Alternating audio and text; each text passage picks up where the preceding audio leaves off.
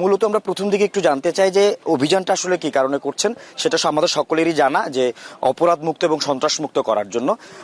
এটা একটু করে বলবেন, এবং কত সদস্যের অভিযান হচ্ছে, এই অভিযানে কোনো নাম আছে কিনা? আমরা মূলত এই যে জঙ্গল সলিমপুরে এই অস্ত্রধারী এবং সন্ত্রাসী এদের এদের ধরার জন্য অভিযানে এসেছি। আমাদের এখানে সর্বমোট সদস্য ৩,০০০। এখানে পুলিশ আছে, এখানে র্যাব আছে, বিজেপি আছে, আর্মি আছে এবং সিআইডি আছে, বিভিন্ন পুলিশের উইং আছে।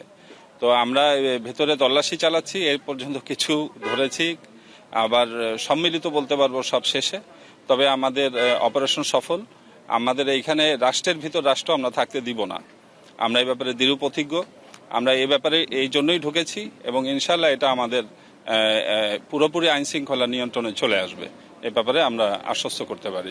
আমরা অভিযানের খবর তারা পেয়ে গিয়ে রাস্তা ভেঙে রেখেছিল, একটি কালভার্ট ভেঙে রেখেছিল, এই ধরনের তথ্য আমরা শুনতে পাচ্ছি। আপনি যদি এই বিষয়টা একটু বলেন, এবং আপনারা সেটা ওভারকাম করেও কিন্তু আপনারা অভিযান পরিচালনা করেছেন, এই যে তাদের যে একটি নেটওয়ার্ক, সেই বিষয়ে আসলে কি বলবেন, এবং তাদের এই জায়গাটিতে আরো অবস্থান করার কোনো সুযোগ থাকবে কিনা? এবং আমরা শুনছি যে আপনারা এখানে ক্যাম্পও করে দিবেন, যাতে করে আর তারা কোনোভাবেই এখানে প্রবেশ করতে না পারে, সেই বিষয়টা যদি একটু পরিষ্কার করেন।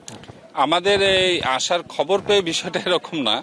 আমরা তো যখন চারিদিক ঘিরে ফেলেছি, যখন ঢুকবো তখন হয়তো তারা অল্প সময়ের ভেতরে ওই তাদের একটা ব্রিজ ছিল, ছোটখাটো কালভার্ট, ওইটার সব উপরের এগুলো সরিয়ে নিয়ে গিয়েছিল, কিন্তু আমাদের গতি তারা রোধ করতে পারেনি। আমরা সেখানে বিকল্প ব্যবস্থা করে আমাদের সমস্ত ভেহিকেল, এপিসি, আমাদের যত অপারেশনাল টিম, অপারেশনাল গাড়ি, পুলিশের গাড়ি, বিভিন্ন প্রিজন ভ্যান, সবকিছু আমরা ভিতরে নিয়েছি এবং আমাদের যেভাবে প্ল্যান ছিল সেভাবে অপারেশন চলছে এবং আমরা আশা রাখি আমাদের অপারেশন সফল হবে।